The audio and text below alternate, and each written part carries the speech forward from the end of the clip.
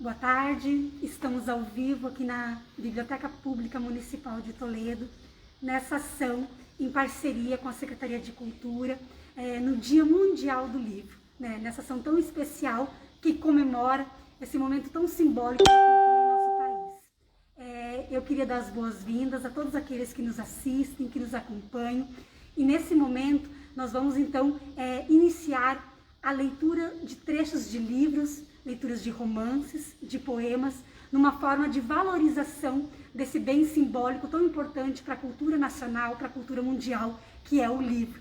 Então eu convido a vocês para acompanhar as leituras desses autores e autoras, tanto da literatura nacional quanto da literatura mundial, que são clássicos e que tanto nos ensinam. Literatura nos transborda enquanto seres humanos. Então, acompanhe as leituras. Boa leitura a todos nós.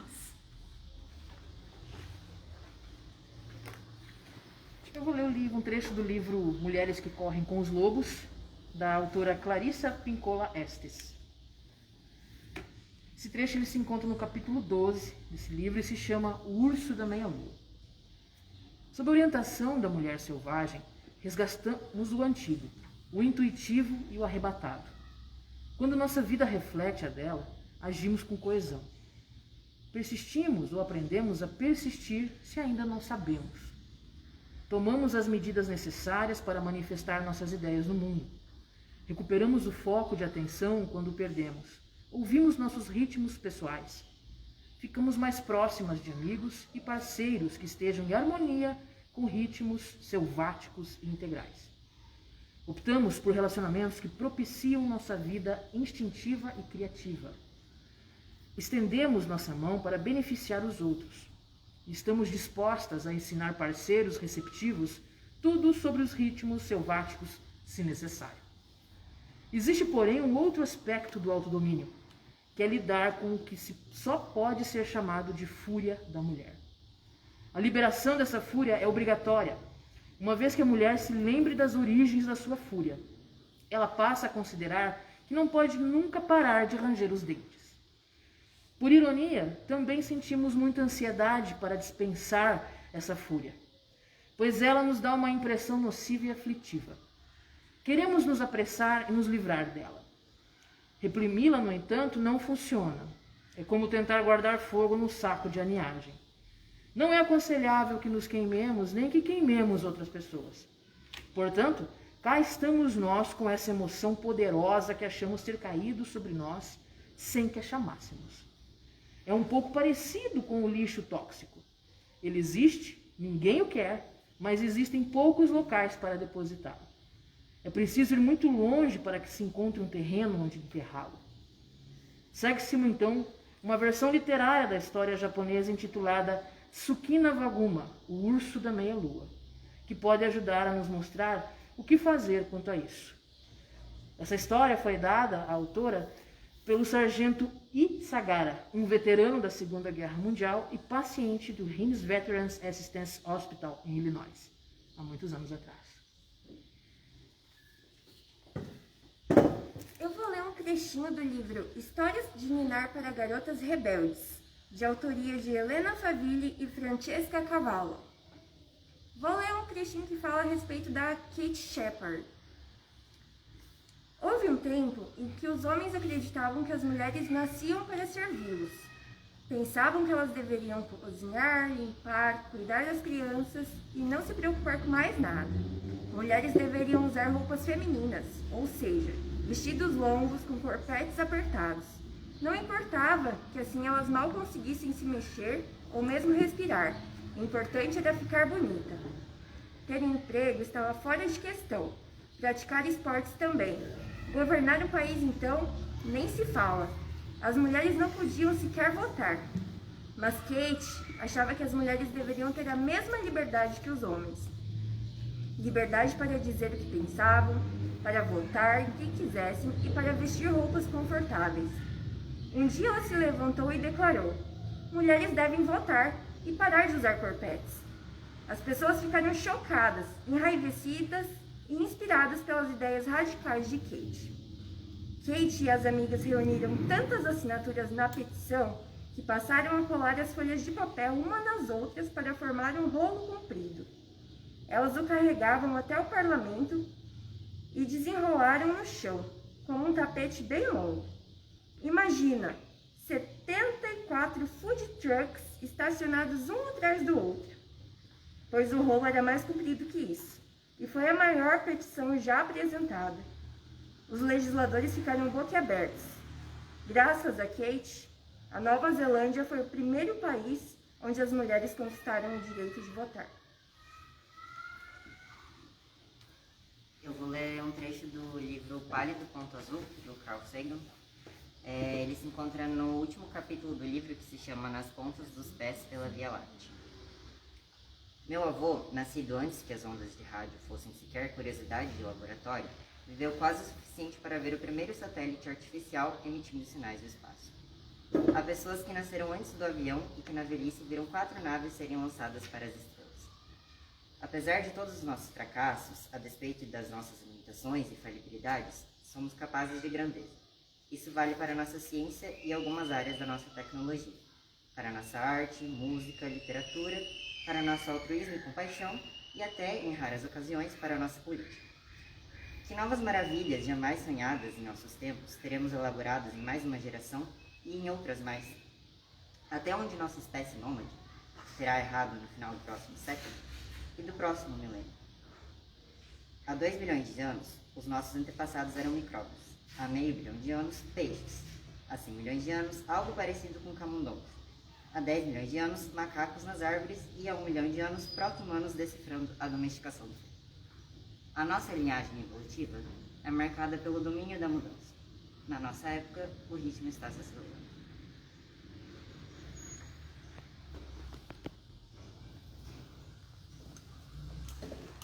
Você troca de Eva Furnari.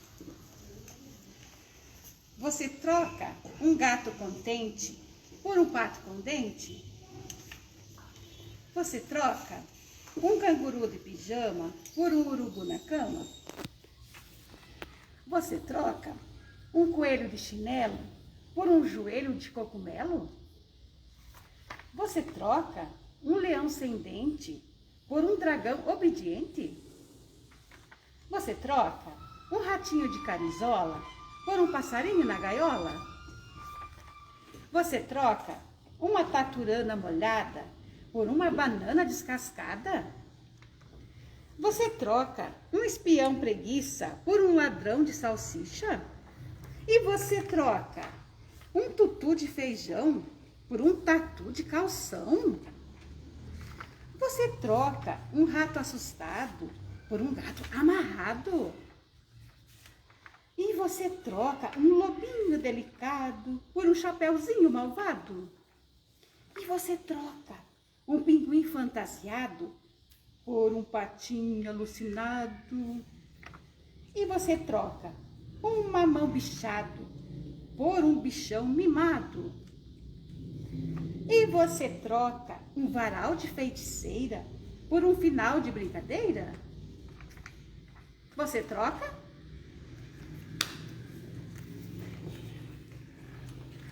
Eu leio para vocês um trecho do livro Tenda dos Milagres, de Jorge Amado.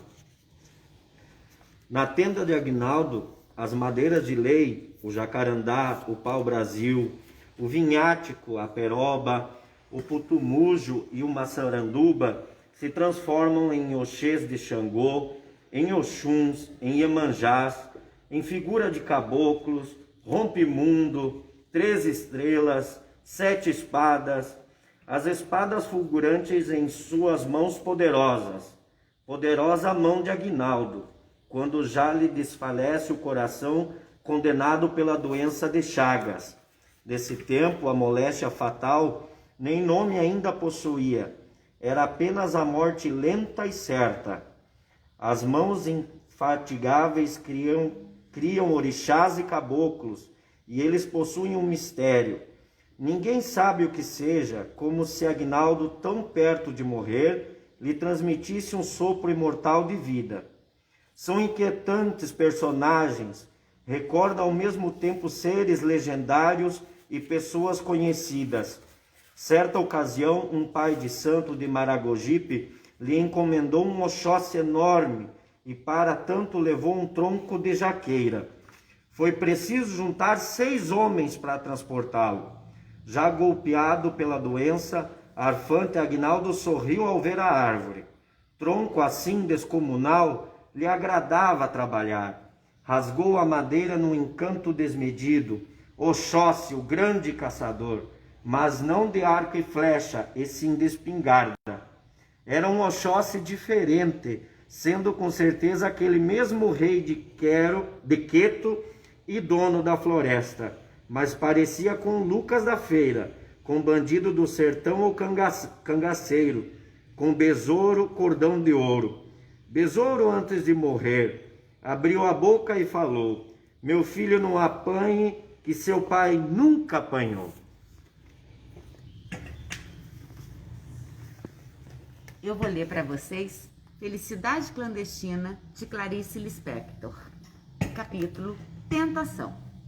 Ela estava com soluço, e como se não bastasse a claridade das 2 horas, ela era ruiva. Na rua vazia, as pedras vibravam de calor. A cabeça de menina flamejava. Sentada nos degraus de sua casa, ela suportava. Ninguém na rua, só uma pessoa esperando inutilmente no ponto do bonde. E como se não bastasse seu olhar submisso e paciente, o soluço a interrompia de momento a momento, abalando o queixo que se apoiava conformado na mão. Que fazer de uma menina ruiva com soluço? Olhamo-nos sem palavras, desalento contra desalento. Na rua deserta, nenhum sinal de bonde. Numa terra de morenos, ser ruivo era uma revolta involuntária. Que importava se num dia futuro sua marca ia fazê-la erguer insolente uma cabeça de mulher? Por enquanto, ela estava sentada num degrau, faiscante da porta, às 2 horas. O que a salvava era uma bolsa velha de senhora, com alça partida. Segurava-o com amor conjugal já habituado, apertando-a contra os joelhos. Foi quando se aproximou a sua outra metade neste mundo, um irmão de Grajaú. A possibilidade de comunicação surgiu no ângulo quente da esquina, acompanhando uma senhora e encarnada na figura de um cão. Era um bacê lindo e miserável, doce sobre a sua fatalidade. Era um bacê ruivo. Lá vinha ele trotando à frente de sua dona, arrastando seu comprimento. Desprevenido, acostumado, cachorro. A menina abriu os olhos pasmados. Suavemente alisado, o cachorro estacou diante dela. Sua língua vibrava. Ambos se olhavam. Entre tantos seres que estão prontos para se tornarem donos de outro ser, lá estava a menina que viera ao mundo para ter aquele cachorro. Ele fremia suavemente, sem latir. Ela olhava-o sob os cabelos, fascinada, séria. Quanto tempo se passava? Um grande soluço sacudiu-a desafinado. Ele nem sequer tremeu. Também ela passou por cima do soluço e continuou a fitá-lo. Os pelos de ambos eram curtos, vermelhos. Que foi que se disseram? Não se sabe. Sabe-se apenas que se comunicaram rapidamente, pois não havia tempo.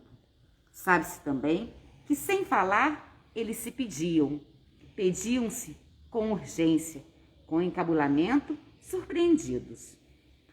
No meio de tanta vaga impossibilidade e de tanto sol, ali estava a solução para a criança vermelha. E no meio de tantas ruas a serem trotadas, de tantos cães maiores, de tantos esgotos secos, lá estava uma menina, como se fora carne de sua ruiva carne. Eles se fitavam profundos, entregues, ausentes de Grajaú. Mais um instante e o suspenso sonho se quebraria, cedendo talvez à gravidade com que se pediam. Mas ambos eram comprometidos. Ela com sua infância impossível, o centro da inocência, que só se abriria quando ela fosse uma mulher. Ele, com sua natureza aprisionada. A dona esperava impaciente sobre o guarda-sol. O bacê ruivo, afinal, despregou-se da menina e saiu sonâmbulo. Ela ficou espantada, com o acontecimento nas mãos, numa mudez que nem pai nem mãe compreenderiam. Acompanhou-o com os olhos pretos, que mal acreditava, debruçada sobre a bolsa e os joelhos, até vê-los dobrar a outra esquina. Mas ele foi mais forte que ela. Nem uma só vez olhou para trás.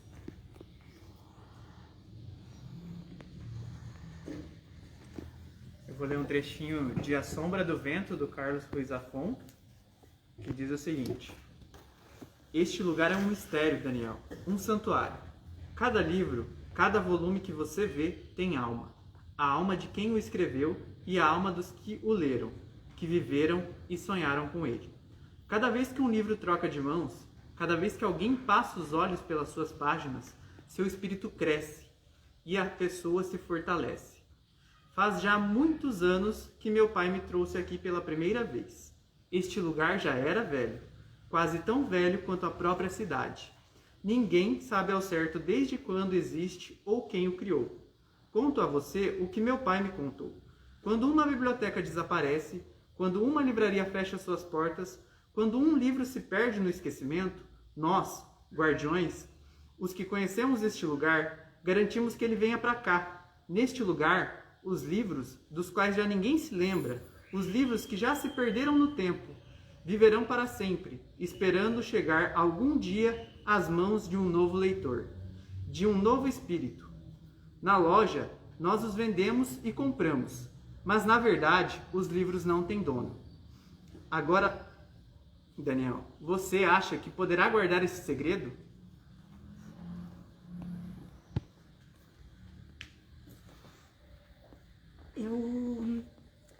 Eu escolhi um livro muito especial para ler hoje, nesse dia 23 de abril, porque há um mês atrás eu perdi um amigo que amava muito os livros.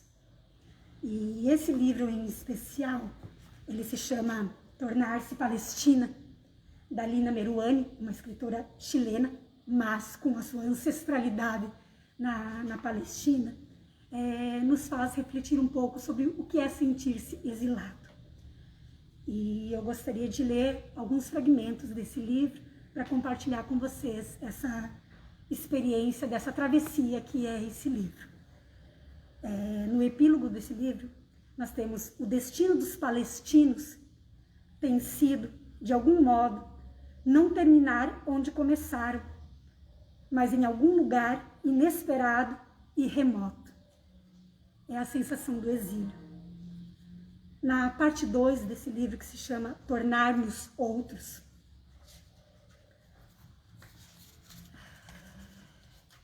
é o fragmento que eu vou começar a ler para vocês. Palavras içadas.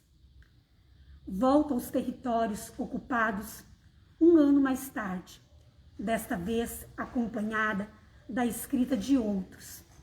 Desde que me propus a escrever a crônica dos meus dias palestinos, entendi que isso implicaria embrenhar-me numa estrada cheia de obstáculos. À medida que avançava, soube que não bastava visitar o presente. Era preciso voltar às questões do passado e às vicissitudes da linguagem que serviu para construir essa história. Vi que era necessário sondar os usos da linguagem em situações de conflito, voltar à sua utilização política, às suas eventuais possibilidades redentoras, ao seu frequente fracasso em narrar a verdade. À medida que me embrenhava na leitura, eu submergia nas areias movediças do relato histórico. Lembrei que debaixo dessas contraditórias areias jaz enterrada a realidade. Mas a escrita afunda toda vez que empreendemos o ato delicado de lhe dar um nome. As palavras são a substância esquiva do mundo que imaginamos. Pensei comigo, contrariada entre livros abertos e jornais espalhados. Eram palavras escolhidas, voltei a pensar, enquanto desenhava círculos vermelhos em volta de algumas, enquanto as extraía daqueles livros e as anotava no meu caderno. Palavras postas a serviço de um relato deliberado, que às vezes iluminava, mas que frequentemente encobria o que no fundo estava acontecendo.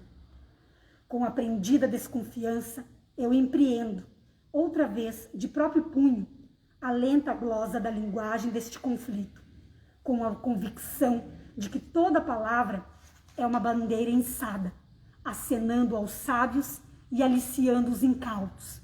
Partindo dessa certeza, é essencial que eu pare diante de cada uma delas e as abra com cuidado, examine-as por dentro e por fora, tente compreender quais as dores que carregam, quais os esquecimentos.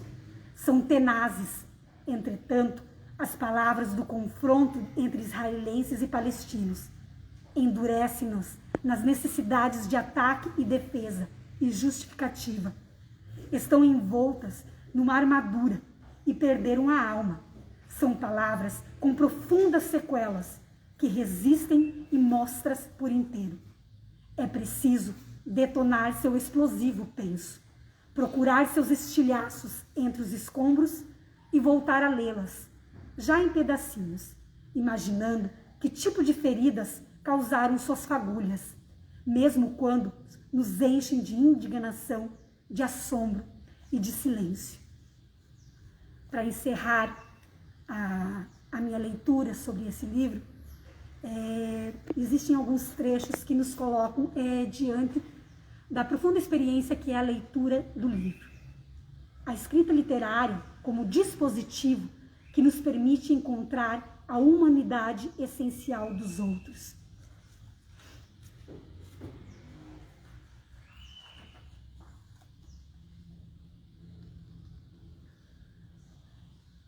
A ideia de que aqueles que se colocaram sua arte a serviço de uma causa renunciaram ao seu potencial simbólico e à complexidade de estilística por temer que a literatura não pudesse ser mais do que um recorte limitado e impreciso da realidade.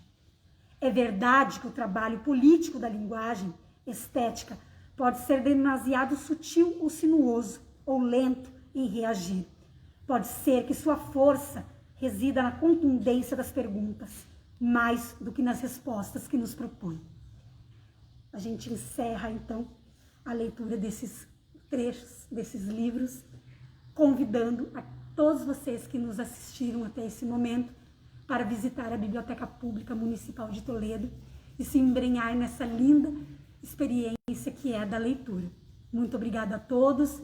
Gostaria de convidá-los para curtir, compartilhar e utilizar a hashtag Eu Defendo o Livro, não a taxação dos livros, viradão da leitura. Muito obrigada a todos.